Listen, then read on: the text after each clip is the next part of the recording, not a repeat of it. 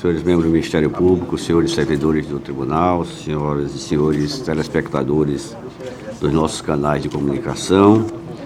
Havendo número regimental, declaro aberta a presente sessão especial para apresentação das contas de governo, solicitada pelo conselheiro relator, conselheiro Otávio Lessa. Solicito à comissão de plenário que proceda à leitura da ata da sessão anterior. A ata da primeira sessão especial do Tribunal de Contas do Estado de Alagoas. Aos 15 dias do mês de dezembro do ano de 2022, no plenário das sessões do Tribunal de Contas do Estado de Alagoas, sob a presidência do excelentíssimo senhor presidente, conselheiro Otávio Lessa de Geraldo Santos, reuniram-se os senhores conselheiros: vice-presidente conselheiro Fernando Ribeiro Toledo, conselheira Rosa Maria Ribeiro de Albuquerque, conselheira Maria Cleide Costa Bezerra, conselheiro Anselmo Roberto de Almeida Brito, conselheiro Rodrigo Siqueira Cavalcante, conselheiro substituto Alberto Pires Alves de Abreu, conselheira substituta Ana Raquel Ribeiro Sampaio Calheiros, e o Ministério Público de Contas esteve presente, representada pela douta procuradora Estela de Barros Lima Mero Cavalcante. Havendo número para deliberar, o excelentíssimo senhor presidente declarou em nome de Deus aberta a sessão especial com a realização da eleição da nova diretoria para o biênio 2023-2024, solicitando a leitura da ata da sessão anterior, que foi aprovada. Na hora do expediente, o excelentíssimo senhor presidente convidou a representante do Ministério Público de Contas para colaborar na apuração dos votos. Dando início à eleição para o cargo de presidente biênio 2023-2024, sendo eleito para o cargo de presidente do Tribunal de Contas do Estado de Alagoas, por unanimidade, o excelentíssimo senhor conselheiro Fernando Ribeiro Toledo. Passando a eleição para o cargo de vice-presidente, foi eleito, por unanimidade, o senhor conselheiro Otávio Lessa de Geraldo Santos. Dando continuidade na conferência dos votos para o cargo de corregedor, foi eleito, por unanimidade, o senhor conselheiro Rodrigo Siqueira Cavalcante.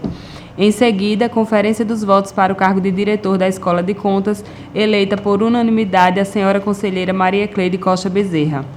Por último, conferência dos votos para o cargo de ouvidor, eleita por unanimidade a senhora conselheira Rosa Maria Ribeiro de Albuquerque.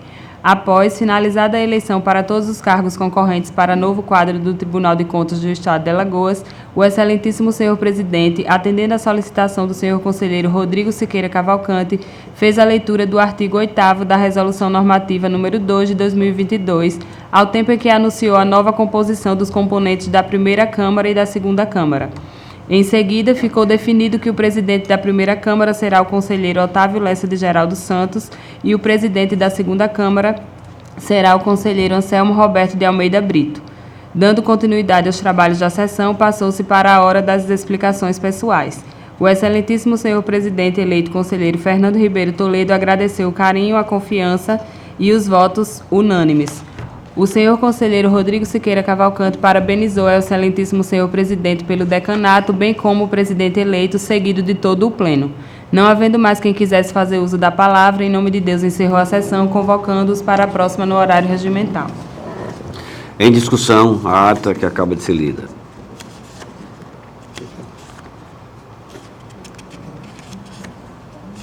Não havendo discussão nem impugnações, considero-a aprovada.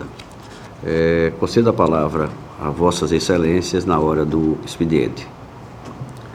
Por favor, o doutor Enio, Ministério Público. Senhor presidente, senhores conselheiros, senhor presidente, tendo em vista que essa sessão trata-se de uma sessão para apreciação das contas de governo e atribuição para atuação nas contas de governo, segundo a distribuição de atribuições que fazemos no Ministério Público, no Ministério Público de Contas, ela é afeta ao Procurador-Geral de Contas. Entretanto, as contas de governo do exercício de 2018, que vão a julgamento agora, a manifestação escrita que se deu nos autos foi feita pela então Procuradora-Geral, doutora Estela, tendo em vista que o processo sequer retornou, né, após isso o processo já está maduro para julgamento, o processo não retornou ao Ministério Público, e eu também não tive manuseio do processo. Eu gostaria de pedir autorização de Vossa Excelência, já conversei com Vossa Excelência, vou me manter presente aqui no plenário, mas eu gostaria que a doutora Estela que atuasse formalmente na presente sessão para fazer a manifestação oral do Ministério Público nos autos e eventuais discussões específicas que tenham no processo, tendo em vista que é ela que fez a análise mais minuciosa e mais criteriosa do mesmo. Pois não, doutor Enio, com certeza a competência se dará de forma muito mais precisa com a relatora que analisou, portanto, está autorizada a fazer a substituição.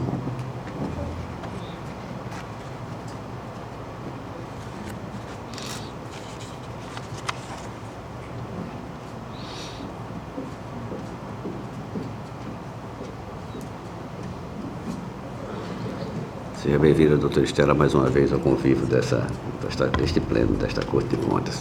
Continua facultada a palavra. Não havendo quem dela queira fazer uso, passamos então à ordem do dia como pauta única desta sessão, as contas de governo do ano de 2018, cujo relator, conselheiro Otávio Lessa, passa para ele a palavra. Senhor presidente, senhoras conselheiras, senhores conselheiros, doutora Estela, aqui já representando aqui o Ministério Público, doutor Enio também, que continua presente,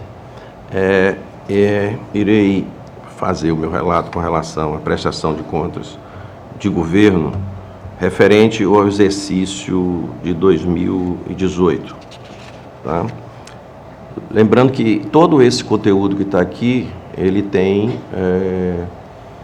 uma conotação também pelo tempo que ele deveria ser analisado, que nós teríamos sido em 2019, nós estamos fazendo isso em 2023, e tem algumas nuances com relação à legislação sendo colocada. Vamos lá.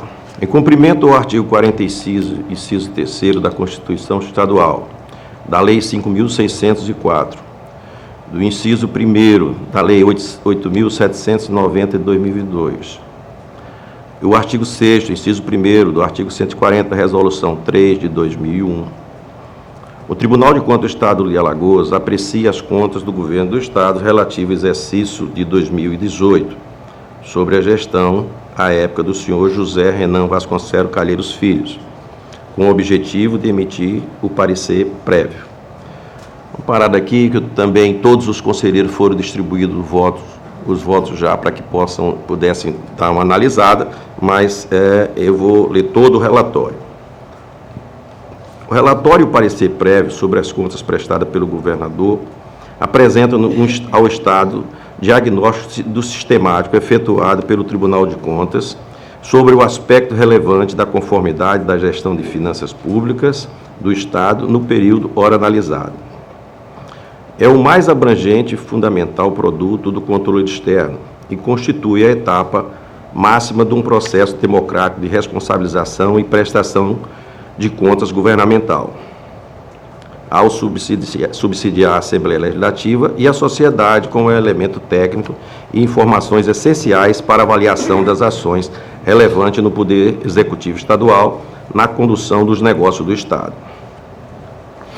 A opinião desta Corte é materializada em parecer prévio, emitido nos termos do artigo 97, inciso 1º da Constituição Estadual, que deve exprimir se tais contas representam adequadamente as posições financeiras, orçamentárias, contábil e patrimonial consolidada no encerramento do exercício, bem como se observa os princípios constitucionais e legais que regem a administração pública estadual, com destaque para o cumprimento das normas constitucionais, legais, regulamentares na execução do orçamento do Estado e nas demais operações realizadas com recursos públicos. A prestação de contas do Governo Estadual, exercício 2018, foi encaminhada tempestivamente a esta Corte em 30 de abril de 2019, obedecendo o prazo determinado pela Resolução número 1 de 2016. Seguindo a tramitação estabelecida pelo regimento interno desta Corte de Contas, os autos foram remetidos à Diretoria de Fiscalização da Administração Financeira e Orçamentária Estadual, DEFAFOI, e submetidos às análises pela comissão encarregada de elaborar todos os relatórios técnicos relativos às análises das prestações de contas do Governo Estadual, com os correspondentes ao exercício de 2018, conforme portaria 129 de 2019, publicada no Diário Oficial 23 de abril de 2019, o que resultou num relatório afro-DEFAFOI, emitido em 5/12. No corpo do relatório, destaca-se que o ente não encaminhou o relatório elaborado pela Controladoria Geral do Estado, descumprindo o artigo 140, parágrafo 3º da Resolução 3 de 2001, do regimento interno desta Corte. Porém, tal fato não impediu a análise das contas do governo estadual, que se restringiu às peças contábeis que se integram aos autos e, ao término, apontou algumas inconformidades, irregularidades. Desta forma, conclusa a análise dos documentos, os autos foram encaminhados ao relator, que, em atenção aos princípios constitucionais do devido processo legal, contraditório e à ampla defesa, corroborando com a legislação desta egrégia Corte de Contas, exarou a decisão monocrática notificando ao senhor José Renan Vasconcelos Calheiro Filho, gestor à época, para apresentar a defesa quanto às irregularidades apontadas nas análises, no prazo de 15 dias, a contar da notificação do aviso de recebimento. Citado o responsável e manifestado resposta aos apontamentos alencados, os relatórios emitidos pela Comissão das Análises das Prestações de Contas do Governo retornaram os autos à diretoria técnica para a elaboração de um novo relatório técnico. Sendo assim, a comissão concluiu pela manutenção dos apontamentos feitos anteriormente, haja visto que não houve fato novo superveniente que merecesse atenção devida. Diante da manifestação da comissão, no tocante à resposta por parte do responsável, os autos foram encaminhados ao relator para que o mesmo tomasse providência que julgasse necessária, o qual remeteu os autos ao Parquet de Contas, que, após análise por meio do parecer da Procuradoria da PGM-PC do Ministério Público, opinou pelo retorno dos autos à diretoria para a conclusão da fase instrutiva. Seguindo o rito, o relator encaminhou os autos à diretoria técnica, que notificou o gestor através do ofício 59 de 2022, para que, no prazo de 20 dias, querendo apresentasse razões ou justificativa em relação ao relatório técnico emitido nos autos para do exercício 2018. Decorrido o prazo, o secretário da Fazenda, senhor George Santoro, encaminhou resposta ao ofício supracitado, conforme consta nas peças de 130 a 133 do processo em tela. As justificativas foram analisadas pela atual comissão para análise das contas do governo estadual, que emitiu um relatório acolhendo alguns dos pontos de irregularidades apontados e opinando pela manutenção de outros, conforme peça nos autos. Após a conclusão da fase instrutiva, encaminhou-se os autos ao Ministério Público de Contas, que emitiu o parecer 932 de 2023. Em síntese, senhor presidente, é o relatório. A palavra ao Ministério Público, por favor. Obrigado, presidente. Como o conselheiro Otávio relatou, a gente está tratando da prestação de contas anual do governador do Estado de Alagoas, exercício 2018, e dentro desse relatório a gente verifica que a diretoria técnica apontou em seu relatório algumas irregularidades, houve a citação do gestor. Após a defesa do gestor, o Ministério Público pediu novamente que o gestor fosse notificado, porque a primeira notificação do gestor, ela fazia referência somente a irregularidades que foram citadas pelo conselheiro relator na notificação, mas não dava a certeza de que o relatório técnico tinha sido enviado para um efetivo contraditório. Então, nós pedimos, e esse primeiro parecer do Ministério Público de Contas, ele também adiantava algumas questões de mérito que não existiam no relatório técnico. Então, também por isso, nós pedimos a repetição da notificação do gestor, porque o parecer do Ministério Público trazia questões novas que não tinham sido ainda noticiadas a ele. Ocorre que essa segunda notificação, ela não atingiu essa segunda finalidade, de dar ciência ao gestor do parecer do Ministério Público. Deu ciência apenas do relatório técnico da diretoria. E quando o processo retornou ao Ministério Público para parecer conclusivo, nós verificamos essa situação e um risco de ofensa ao efetivo contraditório, e por conta disso, no parecer, a gente traz como primeiro ponto uma preliminar da necessidade de notificação do gestor por conta desse risco de ofensa ao contraditório.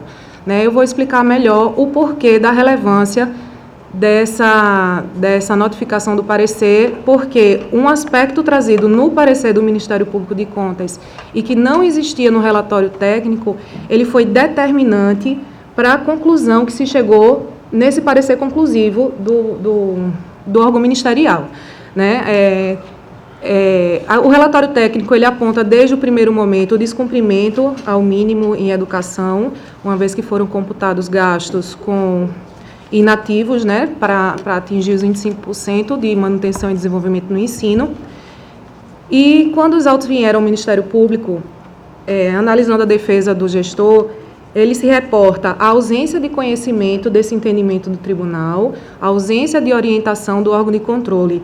Só que nós trouxemos aos autos elementos de outros procedimentos que corriam na Corte que que demonstram que era notório o entendimento do tribunal e que a gestão tinha total ciência desse entendimento, tanto que em 2015, no primeiro ano de gestão, foi solicitada ao tribunal a celebração de um TAC para ajustamento dessa desconformidade que existia na gestão anterior, e eu peço até, Vênia, para ler aqui um trecho desse ofício que foi encaminhado ao tribunal, dando conta de que tinha, sim, ciência do entendimento da Corte da impossibilidade de cômputo de inativos para o atingimento dos 25%. Esse ofício, datado de 2015, ele se inicia da seguinte forma: sobre a legitimidade em incluir os referidos gastos com inativos no percentual a ser destinados com a educação, e em que pese a existência de entendimentos divergentes por parte de governos estaduais, municipais, tribunais de contas e instâncias judiciais, devemos nos ater ao entendimento definido pelo Egrégio Tribunal de Contas do Estado de Alagoas e do Ministério Público de Contas, haja vista suas competências e legitimidades no âmbito local. A Ilustre Corte passou a estatuir, a partir do exercício 2009, que não seriam considerados na composição do índice de aplicação no ensino os gastos com inativos e pensionistas. Então, esse expediente foi encaminhado pelo gestor ao Tribunal de Contas em 2015, né? E esse TAC ele não evoluiu, porque quando esse processo foi analisado, à época no Ministério Público de Contas, houve uma posição contrária, né, porque se pretendia postergar por décadas ainda a adequação, e inclusive desse procedimento todos, originou-se uma recomendação conjunta do Ministério Público Estadual, Ministério Público Federal e Ministério Público de Contas, dirigido ao governador do Estado, dando clareza de que o entendimento da Corte de Contas, o entendimento dos Ministérios Públicos era no sentido da impossibilidade do cômputo e da necessidade de imediata regularização dos recursos investidos em manutenção e desenvolvimento do ensino. Então, esse resumo todo eu faço para mostrar a importância que se viu na nova notificação do gestor, porque essa foi circunstância trazida posteriormente aos autos e que contrapõe um elemento da defesa, um elemento fático da defesa, que era justamente o desconhecimento, a ausência de orientação do órgão de controle. Então, nesse primeiro ponto, a gente pede, levanta essa preliminar, né? Nós colocamos, eu não sei se a dinâmica seria de submeter logo a julgamento a preliminar e, posteriormente, a gente seguir na manifestação de mérito, ou se a gente prossegue, mas essa preliminar desse vício ao contraditório, tendo em vista que eventual entendimento no sentido de que havia, sim, uma orientação do órgão de controle, havia, sim, a ciência inequívoca do entendimento da Corte, isso daí poderia resultar numa conclusão pela irregularidade, né? Isso daí teria uma consequência direta na regularidade do processo, sob o ponto de vista do contraditório e da não surpresa. Então, nesse ponto, a gente levanta inicialmente a irregularidade do procedimento e coloca para o presidente definir, né, se vai ser colocado para votação. Eu faço uma consulta ao relator se há algum impacto no entendimento de Vossa Excelência no sentido do julgamento final que Vossa Excelência fez. Porque senão nós poderíamos superar essa questão e já enfrentar um mérito. Portanto, eu consulto Vossa Excelência e os demais se tem alguma intenção de levantar a situação. Essa preliminar, ela tem duas conotações. O que naquele momento, o entendimento do Ministério Público e a possibilidade efetiva de eu aplicar 600 milhões de imediato na educação. Esse é o ponto fundamental do meu parecer. Você a lei, o entendimento dos Ministérios Públicos é que tinha que colocar.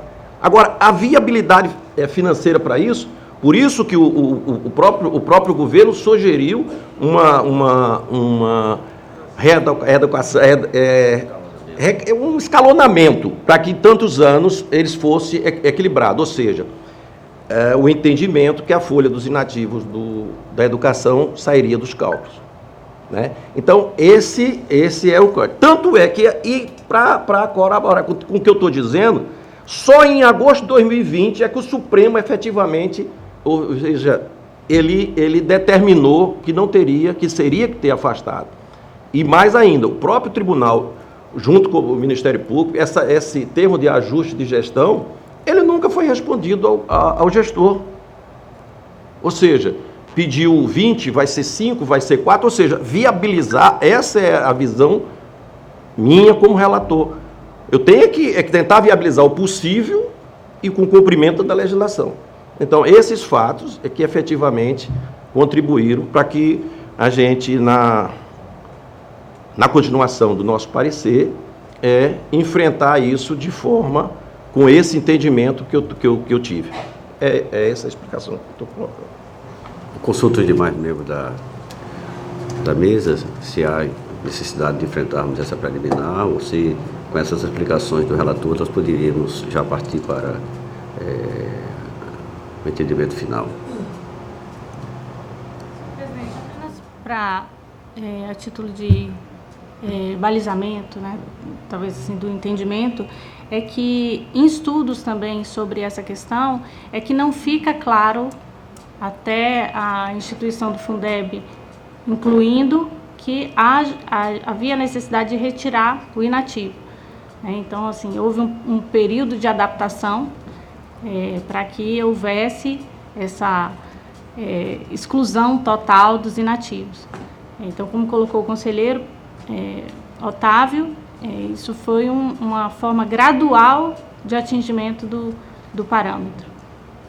Vários estados, presidente, conselheiro, tiveram, eu lembro Minas Gerais agora de estalo, que teve um escalonamento para exatamente entender a situação financeira do estado com aquilo que era possível fazer. Né? Eu acho que a gente está avançando numa questão de mérito, mas, na verdade, o que foi colocado agora foi a questão da preliminar. Se o contraditório que foi efetivado nos autos, ele obedeceu, né, ao mínimo necessário para que o gestor trouxesse as suas informações, já que tiveram informações que foram trazidas aos autos em momento posterior à notificação do gestor, circunstâncias que ele não teve ciência e o processo está vindo ao julgamento sem que ele tenha ciência dessas circunstâncias. O resumo que eu fiz da questão envolvida foi somente para demonstrar a importância, a relevância dessa notificação para o gestor, porque os elementos trazidos posteriormente aos autos foram justamente aqueles elementos que determinaram a conclusão no sentido da irregularidade nesse ponto. Então, continuando o julgamento sem que se avalie o processo sob o ponto de vista do contraditório efetivo, a gente corre o risco de uma futura nulidade, né, de uma suscitação de nulidade. Então, essas questões de mérito, elas vão ser discutidas posteriormente, quando adentrar nas questões meritórias realmente das contas, mas agora a necessidade é de saber se vai ser ultrapassada essa preliminar ou se realmente vai ser necessário definir uma nova notificação do gestor antes que as contas venham a julgamento. Por favor, conselheiro Rodrigo. Diante do pronunciamento do Ministério Público de Contas, eu vim consultar aqui os autos da prestação de contas e eu verifico que o gestor foi citado, sim, para apresentar defesa quanto a esse ponto daí.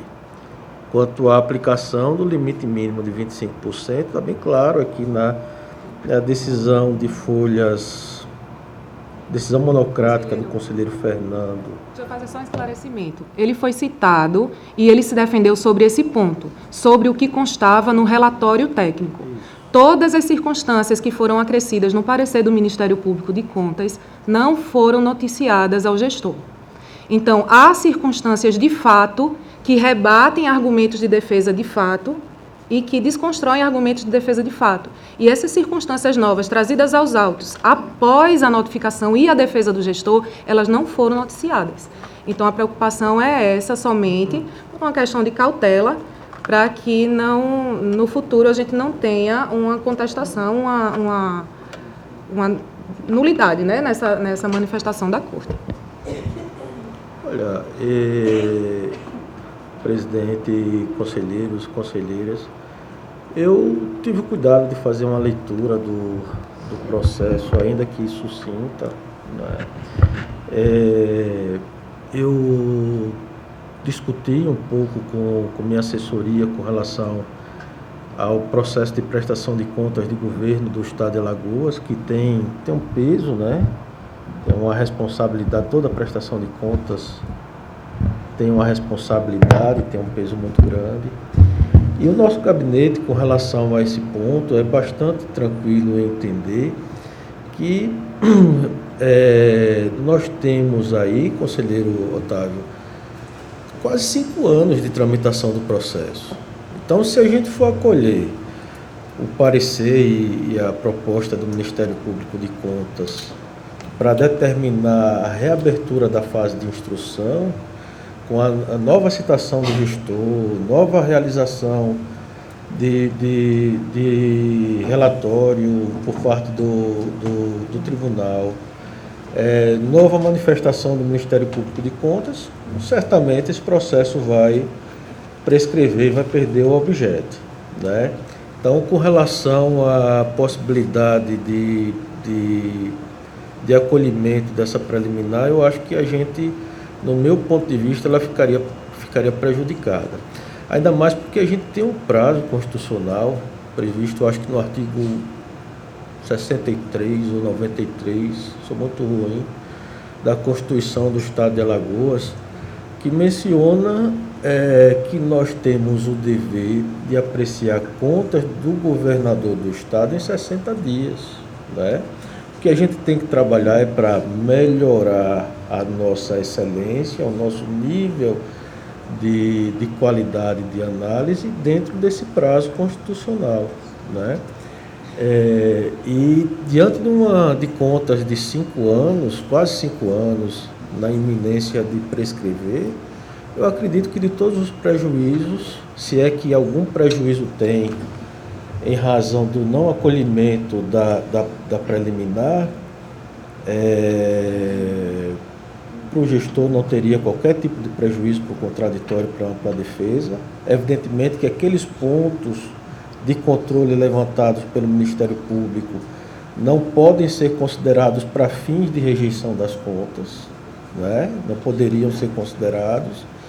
E ainda mais porque o que eu vejo que muitos dos pontos que foram levantados não dariam ensejo à reprovação das contas por estarem balizados já em entendimento pacificado na Corte de Contas.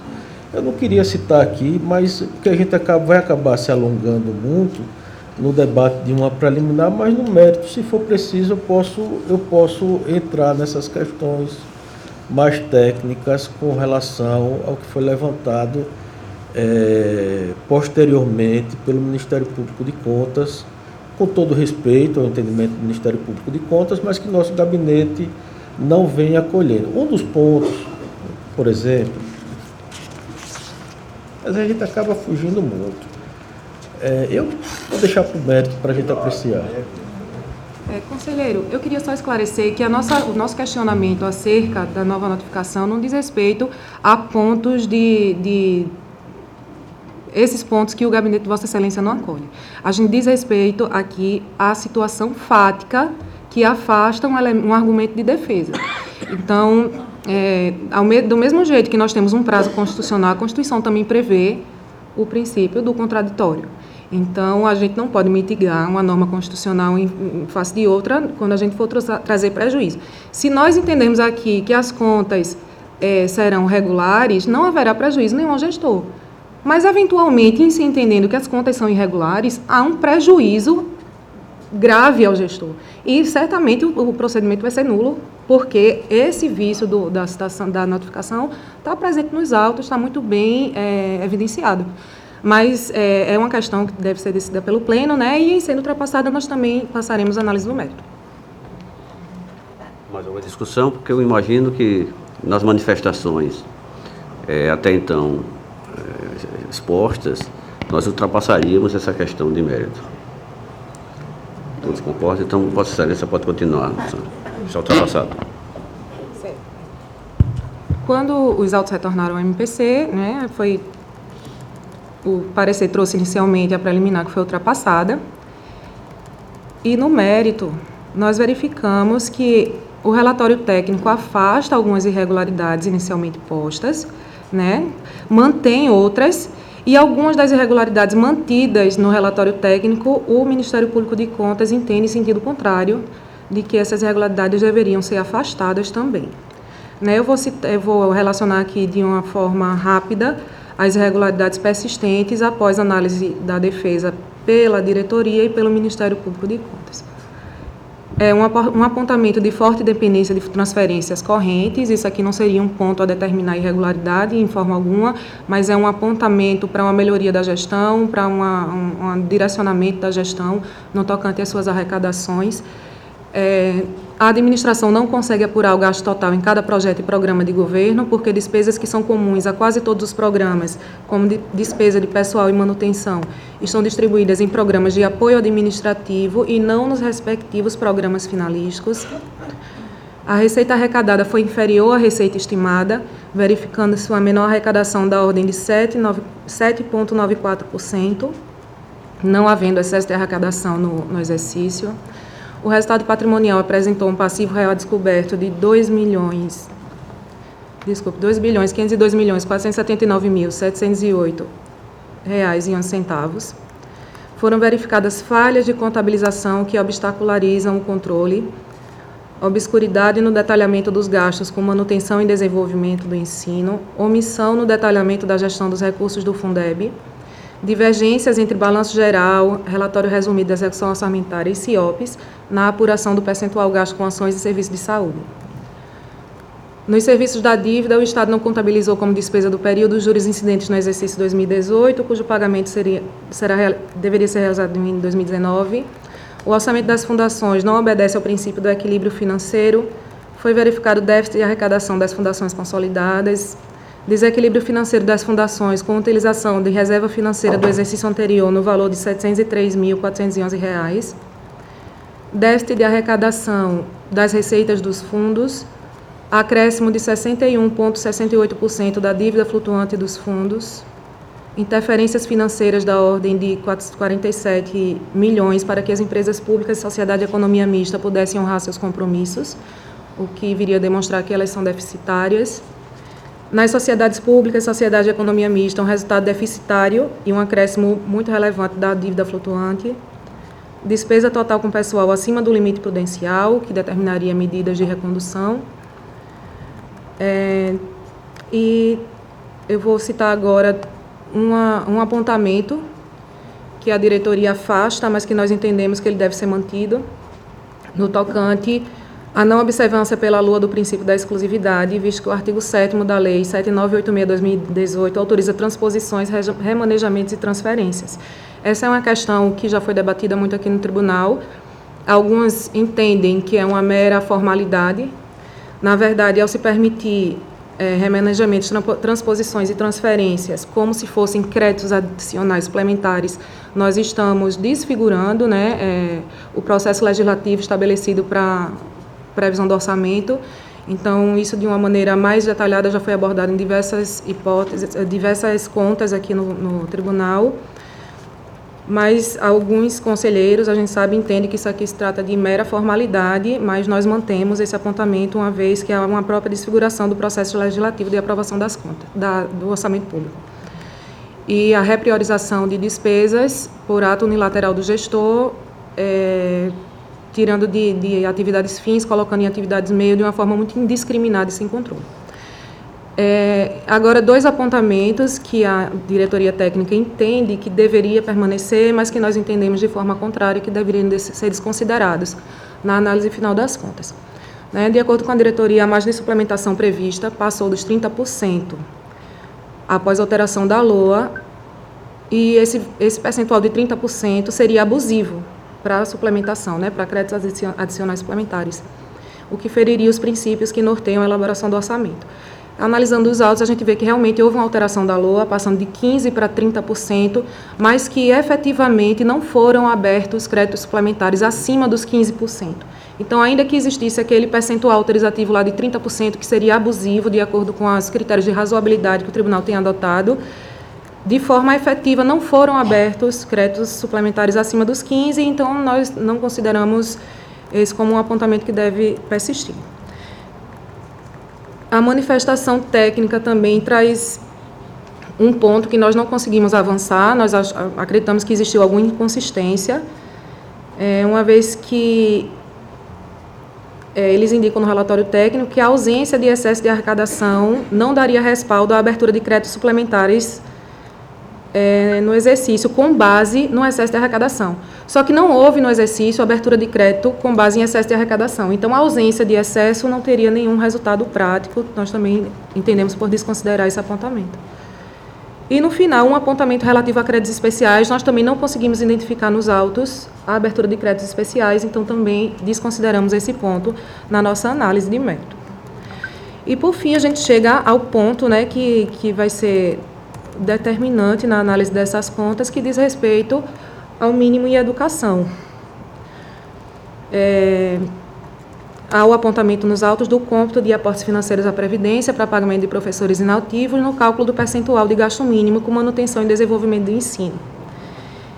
E, em relação a esse ponto, a gente vê que não existe uma divergência fática, né? O tribunal verifica que houve realmente o cômputo dos inativos para que se atingisse os 25%.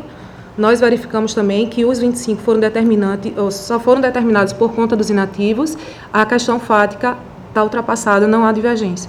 Em relação à questão jurídica, quando a Constituição determina a aplicação de 25% em desenvolvimento e manutenção do ensino, eu não vejo como possível considerar gastos com pessoal inativo para manutenção no presente e desenvolvimento no futuro. Né? Manutenção e desenvolvimento a gente vai ter com ações presentes, com infraestrutura, com material, com qualificação de professor, contratação de professor, manutenção e desenvolvimento do ensino. Não vejo como poderia. Existiam legislações estaduais, municipais, o STF já se posicionou de que há vício de competência nessas legislações, né, matéria exclusiva da União, que previa a possibilidade de cômputo dos inativos no cálculo dos 25%. Né? A questão de que a emenda só veio depois do exercício das contas, a emenda ela não cria norma nova, ela esclarece uma situação constitucional que vinha sofrendo interpretações equivocadas, né? Inclusive como essas dadas pelas legislações municipais e estaduais, mas ela não traz uma inovação.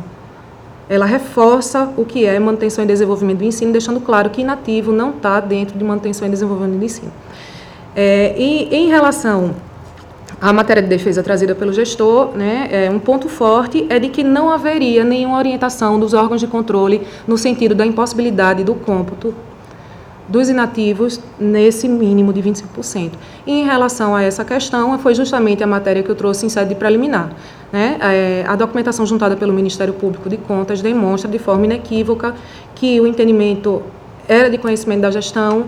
Eles citam, o excelentíssimo governador cita no ofício que o entendimento da Corte era adotado desde 2009, que tinha esse conhecimento, que não era possível, que por isso era necessário um ajuste para adequação.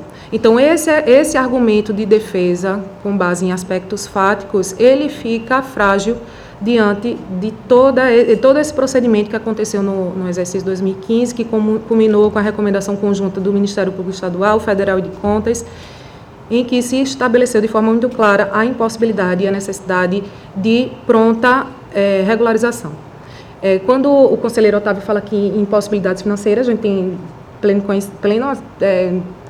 consciência, né, da impossibilidade de você reverter uma situação que vem sendo trazida por diversos anos no governo, só que essa situação foi trazida pelo governo do Estado em 2015, as contas referem-se a 2017, as contas de governo de 2017 a 2020 conta com relatórios técnicos da Corte, todas pela irregularidade, todos fundados justamente no cômputo de inativos nos 25%.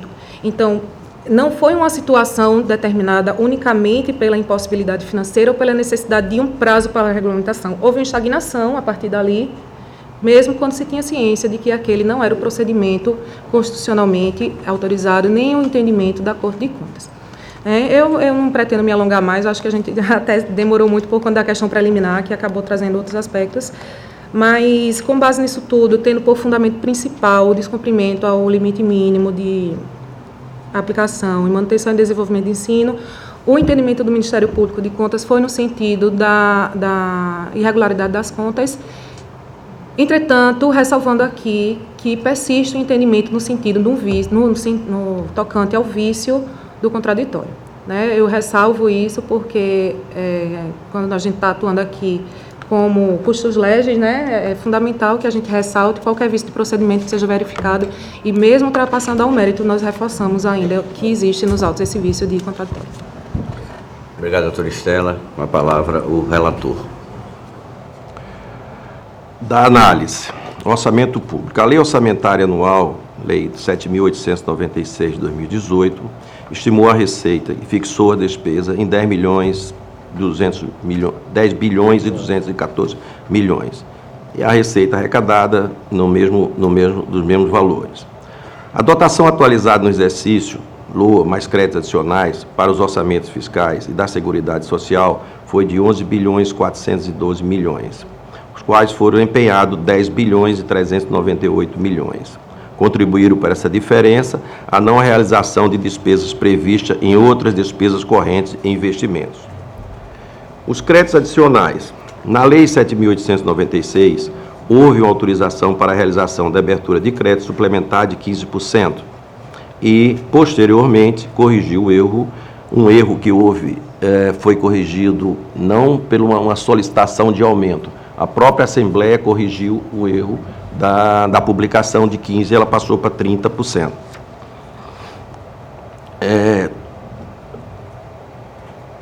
Exato. No decorrer do exercício 2018, foram abertos créditos adicionais no montante de 2 bilhões e 400 milhões, ficando 21,08% abaixo do percentual autorizado. Ou seja, como a doutora Estela já colocou, foi aberto o crédito a 30%, mas ele nem chegou perto de utilizar isso. A Constituição Federal prevê o princípio da exclusividade ao estabelecer que a LOA não poderá conter dispositivo estranho à previsão de receita e fixação da despesa, conforme apresenta a seguir. Além disso, a Carta Magna define, com seu artigo 167, que são vedadas a transposição, remanejamento e a transferência de recursos de uma categoria programação para outra de um outro órgão, sem prévia autorização do Legislativo, que a doutora Estela colocou também na sua fala com relação à suplementação. Sendo assim, ao observar o artigo 7 da Lei Orçamentária Anual, verificamos que dentro do percentual autorizado para abertura de créditos suplementares foram incluídos as transposições, remanejamento e transferência, que tanto no entendimento da diretoria técnica quanto do Ministério Público de Contas afronta o princípio da exclusividade, razão pela qual foi tratado como irregularidade. Ainda vale ressaltar, no seu artigo 11 da LOA, que autoriza o Poder Executivo Estadual a remanejar a receita e despesa dos órgãos e entidades da administração pública conforme as alterações da sua organização e atribuições e funcionamento. Outro sim, a Lei 7.991, de 31 de janeiro de 2018, Lei da Criação do PROCON, em seu artigo 26, a mesma autoriza o Poder Executivo a alterar o plano plurianual, a Lei de Diretriz Orçamentária e a Lei de Orçamento vigente, bem como abrir os créditos adicionais que se fizeram necessário para o fiel cumprimento desta lei. Importa destacar que tanto a Lei Orçamentária de 2018 como a Lei de Criação do PROCON foram decretadas pelo Poder Legislativo Estadual, onde a mesma autoriza expressamente a abertura de crédito referente à transposição, transferência e remanejamento, conforme citado anteriormente, diante do exposto. Não podemos tratar isso como uma irregularidade. Na conformidade financeira e orçamentária, além de contribuir para a transparência da gestão, fornecendo informação sobre a atuação do governo estadual, os exames efetuados pelo Tribunal de Contas do Estado visam verificar a conformidade desta atuação às normas regente no âmbito das finanças, por isso são realizadas auditorias específicas e análise de prestação de contas de governo do Estado, com o fim de subsidiar a emissão de parecer prévio exigido no inciso 1º do artigo 97 da Constituição Estadual. Assim, o Tribunal avaliou a adequação da gestão do exercício 2018 às normas que regem a execução do orçamento do Estado, em especial a Constituição Federal, a Lei de Diretriz Orçamentária, a Lei Orçamentária Anual e a Lei de Responsabilidade Fiscal. Não foram identificadas improbidades ou irregularidade da gestão, como relação aos seguintes pontos: abertura de créditos adicionais, aplicação mínima de recursos de ação de serviço público de saúde, execução de despesas de orçamentos e investimentos de empresas estatais e autarquias, e parâmetros estabelecidos pela Lei de Responsabilidade Fiscais, metas fiscais e contingenciamento, despesa com pessoal, operação de crédito, garantias e contra-garantias, disponibilidade de caixa e inscrição em restos a pagar. E, por fim, a execução das metas e prioridade do exercício previsto na LDO. Quanto aos demais itens de verificação, foram apontadas desconformidades, as quais são sintetizadas na sequência. No resultado patrimonial. O resultado patrimonial do exercício é apurado, procede-se ao somatório das variações ativas e destas diminuindo-se o somatório das variações passivas. Vale ressaltar que o trabalho patrimonial do exercício apurado no demonstrativo das variações patrimoniais é transferido para o balanço patrimonial, passando a constituir um saldo patrimonial já existente. Pode ser ativo real líquido ou passivo real a descoberto. Sendo assim, ao analisar o balanço patrimonial, consta-se que o governo obteve um saldo patrimonial negativo de 2 bilhões e 550 milhões, ou seja, um passivo a descoberta, indicando que as obrigações estão maiores que a arrecadação. A obrigação não lastreada pelo orçamento do exercício de origem resulta um passivo a descoberta, o qual somente poderá ser honrado com o orçamento do exercício futuro. Em termos práticos, há uma postergação do efetivo custeio das obrigações, na medida que se utiliza dotações orçamentárias anuais subsequentes para honrar um passivo a descoberto, destarte entender-se pertinente à formulação de determinação. Determinação. Ao Poder Executivo, a adoção de medidas para que, com a contenção das despesas, visando a sustentabilidade da dívida pública estadual. Do mínimo da saúde e da educação. Em 2018, as receitas para efeito de cálculo dos mínimos constitucionais a serem aplicados na saúde e educação deram um montante de 7 bilhões e 107 milhões. Sendo assim, o valor mínimo a ser aplicado durante o exercício 2018 deveria ser 852 milhões e 1 bilhão e 776 milhões. O Estado aplicou 866 milhões em despesa em ações de serviço público de saúde, cumprindo assim, portanto, o mínimo exigido. Quanto ao mínimo constitucional da educação, segundo os demonstrativos, foram direcionados à manutenção e desenvolvimento do ensino, da educação, o equivalente a 25,18, o que comprovaria o cumprimento do valor estabelecido. Porém, nos autos verificou-se que 1 bilhão e 789 milhões aplicado pelo Estado na manutenção do ensino foram direcionados para pagamento dos professores inativos, despesas não consideradas para fins de cálculo dos gastos. Sendo assim, com a exclusão deste valor, o percentual direcionado para a manutenção do ensino foi de 23,09%, abaixo do valor determinado no artigo 212 da Constituição Federal, sendo consignado irregularidade. Ainda vale ressaltar que no ano de 2015, o governador em exercício, o senhor José Renan Vasconcelos Calheiros Filho, apresentou por meio do ofício 215, o ofício do ano de 2015, datado de 11 de novembro, proposta de acordo para retirar progressivamente os valores dos gastos inativos do cômputo da aplicação da manutenção e desenvolvimento do ensino, Porém, a Egrégio Curta não apresentou manifestação sobre o termo de ajuste já colocado aqui anteriormente. Importa destacar que, analisando o histórico das despesas consideradas pelo governo como agente do MDE dos anos 2015 a 2018, verifica-se que o aporte financeiro ao AL Previdência estão presentes em todos os anos. Porém, o governo, mesmo sem o termo de ajuste firmado, está de forma progressiva retirando o cômputo os gastos com a educação nos valores inativos.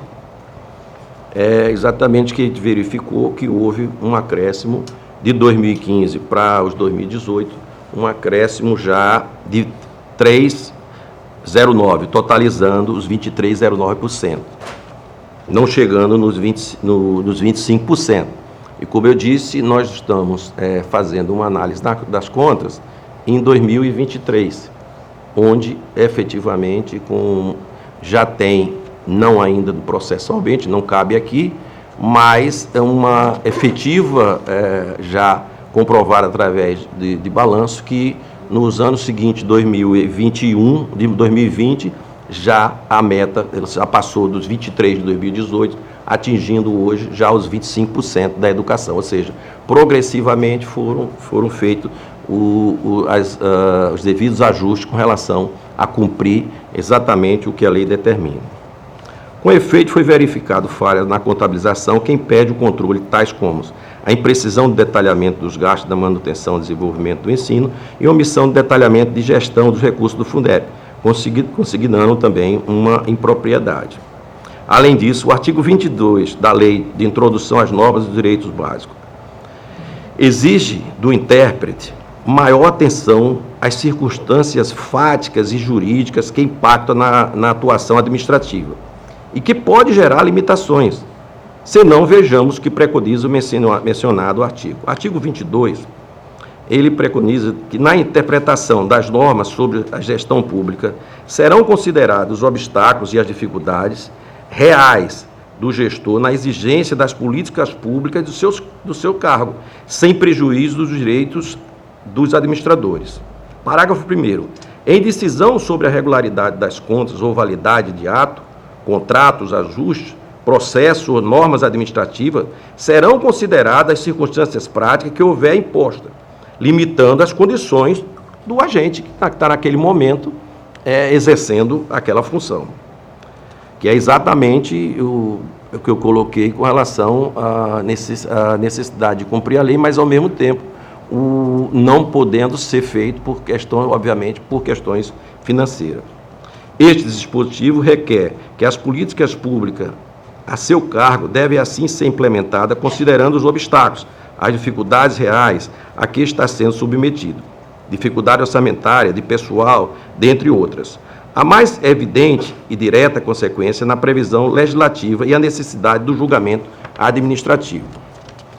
Assim, envolver num diálogo com o gestor precisa tentar para as dificuldades por ele vivenciadas. Além, a linha de raciocínio aqui não é tão somente punir o gestor, mas caminhar em harmonia, fazendo um papel de tribunal preventivo para que não se cometa falhas ou irregularidade. No artigo 22, parágrafo 1º, diz o seguinte: exige que as decisões sobre regularidade de conduta ou validade de ato deverão ser consideradas as circunstâncias práticas que houver impostas, limitando ao condicionado as ações dos gestores públicos e dos administradores. Diante disso, impõe-se o registro de irregularidade e a formulação de determinações atinente ao descumprimento do mínimo constitucionais das despesas com a manutenção e desenvolvimento do ensino. Da irregularidade. No cumprimento do exercício de 2018, da aplicação mínima dos recursos destinados à educação, conforme determina a Constituição Federal, o qual impõe que os Estados, Distrito Federal e municípios devem aplicar anualmente em educação nunca menos de que 25% da receita resultante de impostos de transferência constitucionais e legais. Da impropriedade, a insuficiência de informações relativas ao detalhamento dos gastos com manutenção, desenvolvimento do ensino e omissão no detalhamento da gestão dos recursos do Fundeb. E da determinação, ao Poder Executivo que continue adotando as medidas efetivas a fim de cumprir o mínimo de 25% em educação, em atendimento à determinação da Constituição Federal. Ao Poder Executivo que promova a devida revisão e monitoramento periódico dos registros de gastos, em plena consonância com a legislação vigente, a fim de garantir a transparência e a efetividade na aplicação dos recursos públicos no âmbito da educação.